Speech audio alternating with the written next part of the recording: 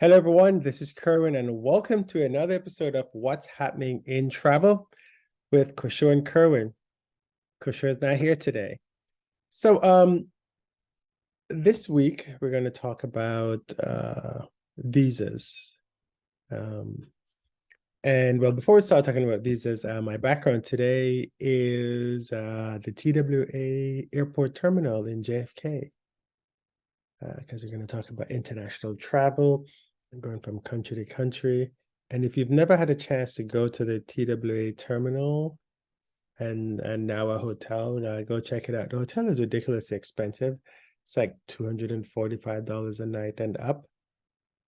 It's a great experience because you're doing something that you've not done recently, unless you've flown out of the TWA terminal.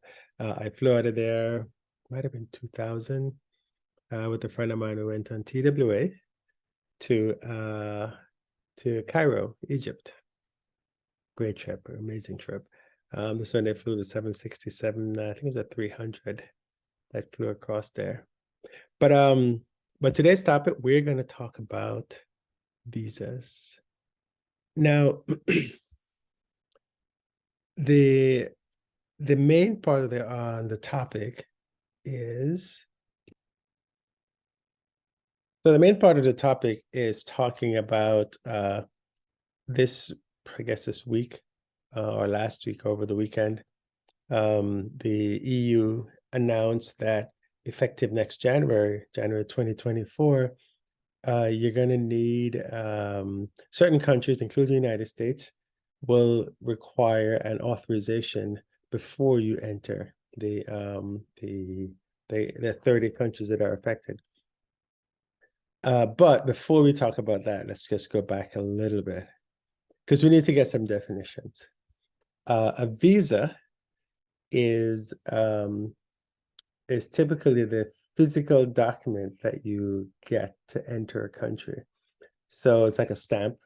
You get a stamp in your passport that says you are authorized to enter the country for X number of time, and there's an actual stamp that you get in the passport. There's a lot of confusion with a visa and an authorization. So, for example, currently, if you want to get to Australia as a United States citizen, you have to get a authorization. It's called an ETA, Electronic Travel Authorization. You go online to a website, you fill out a form, and you pay, I think it's like 20 Australian dollars or something like that. And almost immediately, you get approval. And then when you go to the airport and you give your passport to the agent, it connects to the same system, and it tells the agent that you have a visa. You have an authorization, and then you're good to go. Now, when you get to Australia, if you're going from the US, 2 days later, but really it's only 15 hours, 16 hours. When you get there, then they stamp in your passport the visa that says you can enter and stay for X number of time, usually up to 90 days. But when you get there, they can refuse you entry, and they can say, well, we're not going to give you a visa. You need to go back to wherever you came from, and you have to go back. Then the airline works that out. I don't think you pay to go back. I think it's just you just go back. I think that's how it works. I don't know. But I think that's how it works. So that kind of explains to you what the difference between electronic authorization and a visa. This is important because that's what this whole conversation is about. Currently, if someone from the EU, including the United Kingdom, is coming to the US, they have to get what's called an ESTA. And I want to get the correct meaning, the correct abbreviation for ESTA. The ESTA it's an electronic system for travel authorization. So this is an authorization. I think currently it's about $21. So you go to a website and you fill out information, and then you get the ESTA. Now, the reason why you can get an ESTA is because your country is a part of what's called the Visa Waiver Program, the VWP. Now, the Visa Waiver Program says that it's an agreement between the United States and that country that you can enter the United States without a visa. This means you didn't have to go to an embassy, stand in line, pay some money, fill out a bunch of forms, and then you get a stamp in your passport that says you can go to the United States, and this visa is good for a specific amount of time, and it has to be used within a certain amount of time. And again, remember, even with that visa, you can be refused entry when you actually arrive. Because when you arrive, that's when you get interviewed by the person at the border. So that's what's currently in place for, I don't know how many countries it is, but it's mostly countries in Europe that they can enter the United States under the Visa Waiver Program, but you have to do an ESTA. The ESTA was not always there, but it is there now. I think it was, I'll tell you later when ESTA came in, but it's been a while that ESTA has been out there. And so now, if you're, let's say you're in France, you want to come to the US, you go to the website, you fill out the ESTA information, you pay the fee, and then you get an authorization. Then you get to the airport, the airline makes sure that that authorization is valid. Then you get on the plane, then you fill out some forms, and actually I don't think you fill out the forms anymore. And then when you get here, you get processed either by the machines, or you get processed by typically you probably get processed by a person, and they look up your records and they make sure you're good, and then they stamp you and you can come in and you're good. So that's the current process. Visas are typically reciprocal items. So what typically happens is, if my country says, I'm going to charge a visa for you to enter, you're a citizen of visa, then usually what happens is that the other country says, yes, we're going to do the same. So it's normally reciprocal. Like Brazil, because the United States charges a visa for Brazil, Brazil also charges a visa for requires a visa for United States citizens. Now, Brazil had stopped this for a while, but if they haven't started again, I think they're going to start again to do it. Visas are annoying because what they do is they prohibit tourism. There are a few countries that I want to go to, but they have a visa and the visa is expensive. And, some of these visas, you can apply for them online. And then when you apply for them online, you don't get anything in your passport, obviously, because you applied for it online, but you get an email. And then when you get to the country, they know, but just by your name and your passport number, that you've applied for the visa. And if you haven't applied for the visa, then you can't go. And typically when you get to the airport, the airlines are the police, because the airlines have to make sure that you have the visa. Because if you get turned away because you didn't have a visa and you required one, it's like a $10,000 fine that they have to pay, and they have to send you back on their own dime. So the airlines become the police of this, and trust me, they send people back all the time, because some people just don't know. Like most people don't know you need a electronic travel authority to get to Australia. So they buy the ticket and then they go. And the good thing with Australia, it's quick. You get it within minutes of applying. Typically, it's like almost instantaneous, unless there's a problem, right? All right. So this brings us to the news that you've heard all over the news wires, that and the headlines is normally Americans will require a visa to enter Europe. Okay, that headline is incorrect. One, it is not a visa, it's an authorization. And which is why I started by explaining to you what the authorization is, right? Two, it's not all of Europe, it's only 30 countries. Now, it does not include the United Kingdom, because United Kingdom, as you know, is not a part of the EU anymore. So it's a different requirement for the United States. If you want to go to the UK, you can go just like you do today, which is you don't need any except your passport, which has to be valid for at least 6 months and have 2 blank pages in the back, and 2 blank pages so they can actually stamp the visa in there if they need to. So you still need that. But, and also Ireland. Ireland has a different thing. And if you're going into Ireland, you're not going to need that. It's called an ET. Make sure I say it right. It's called, it's called the ETIAS. It's European Travel Information and Authorization System. Okay. So it's ETIAS is what we're gonna call it. So effective January 16th is when effective January 2024 is when this is gonna take effect. Now, this didn't just start yesterday, right? They actually started this in 2016. And I think it actually came on the books in 2018. So they've been trying to get this to be a law for a very long time.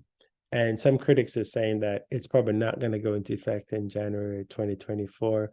Because there's a lot of things that happen in the back end whenever these visa requirements come.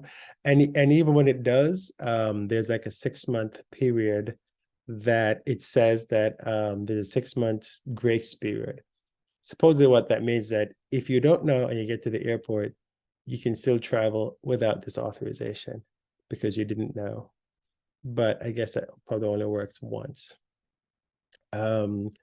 So it's not etched in stone that it's going to start January. It says it's going to start January 2024. So we'll see what happens. But what does this mean to you? First, you got to go to a website. If you are a US, well, let me tell you the countries. Is there 30 European countries that's going to require this travel authorization, right? And the reason why this travel authorization is there is because these countries does not require a visa, which means they do not have to go to a consulate for this country in their own country and apply for a visa and get it stamped into their passport.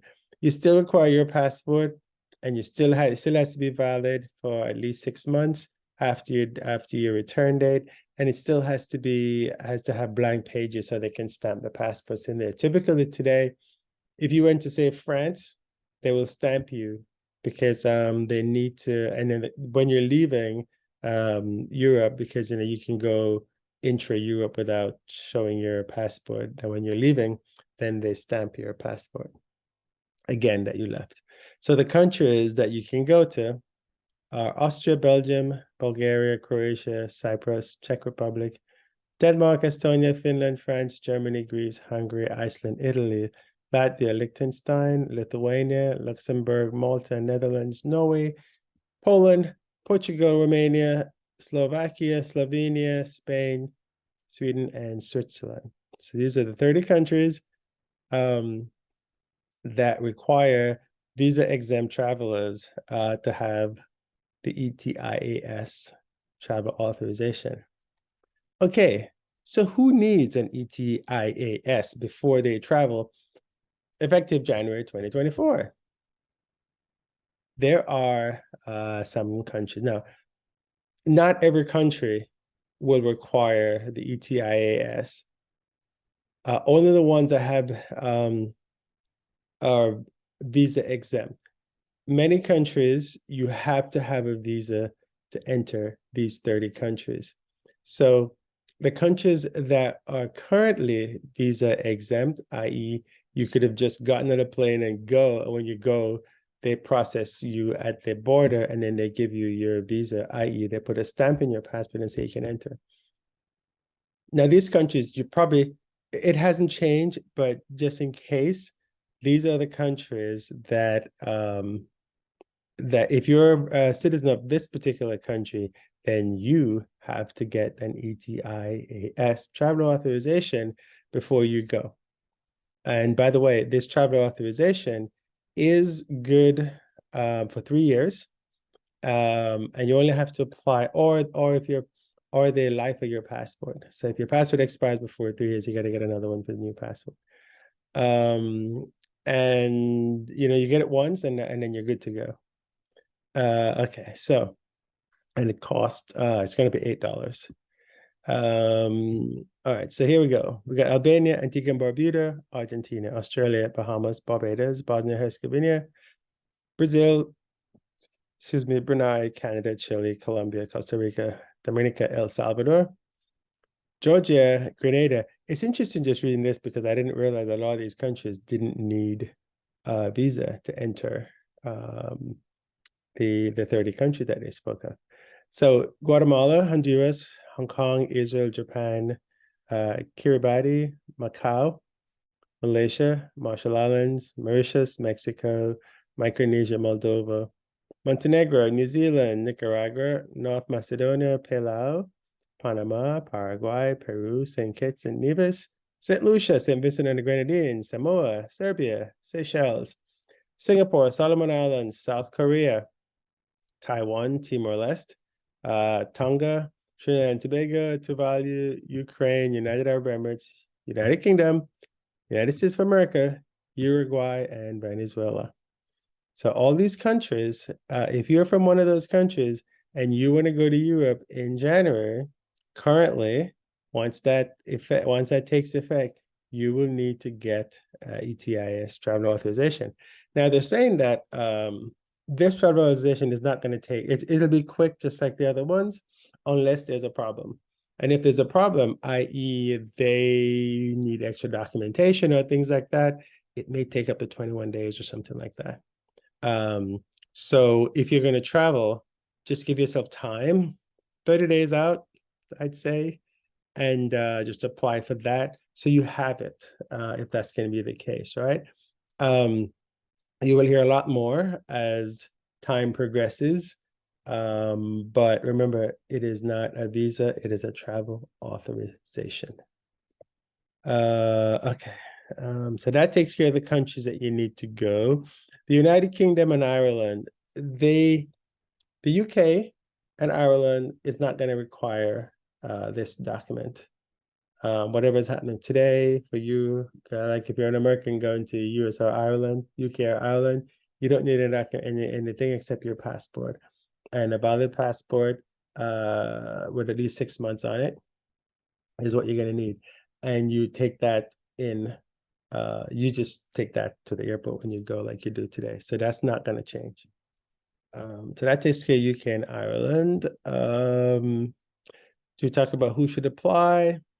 We talked about the countries that will require the ETIAS. And then there's a whole list of countries that require a visa. If your country requires a visa today, that doesn't change. You're still going to require a visa, and it's a very long list including some from the Caribbean, including Jamaica. So that hasn't changed. Let's see. And if you're from the United Kingdom or Ireland, you don't need one either, but we already spoke about that. We talk about what the ETIAS is. Basically, it's a travel authorization. There's an entry requirement for visa-exempt national travel into any of those countries that I talked about, and it's linked to your passport. It's valid for up to 3 years, or until your passport expires, whichever comes first. So we've talked about that, and that's it. If the website to go to, it's if you just search for ETIAS, it's easy. You'll see it. It's on the European website. It says travel-europe.europa.eu/ETIAS. And then you'll find the website. But if you just search for ETIAS, which means the European Travel Information and Authorization Systems. So typically, it's a way to, I guess, ensure that they know who's coming into the country, or it might just be because you're charging me a visa, I'm going to charge you a visa or an authorization. That's typically how it works. So if you got questions, please let me know. You can send an email to feedback@passwriter.com. Nothing to be really worried about. All it means is that this is another step to get into these countries, and you have to spend $8. So it's effective January 2024. So you have 6 months to figure it all out. But keep the if you're a US citizen, the easiest thing to do is to go to travel.state.gov. And when you go there, you type your name of your country and the country you're visiting, and it tell you everything you need for entry. So if you're going to need one of these ETAIS, it'll tell you that you need it there. So you can actually go in and find that. So that's probably the best place to go to start. If you're not a US citizen, then go to the website for your country that has all documentation of what you need to travel to another country, and then you will find the same information there. Or you can search for the consulate for that particular country that you're going to visit, and then you'll see that. Visas is a thing that's been around for a long time. The UNWTO is a part of the United Nations. I think it's the World Travel Organization. They're trying to get countries to stop having visas.